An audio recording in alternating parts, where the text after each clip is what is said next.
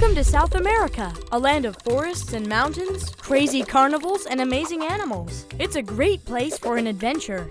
80% of the mighty Amazon rainforest is found in Brazil. Did you know that this dense jungle is home to millions of species of insects and animals? It's time to travel from the jungle to the clouds. La Paz in Bolivia is the world's highest capital city. Clouds have been seen in people's houses. We'll have to cover our ears in Paraguay because the bare-throated bellbird has one of nature's loudest calls. It can be heard over a mile away.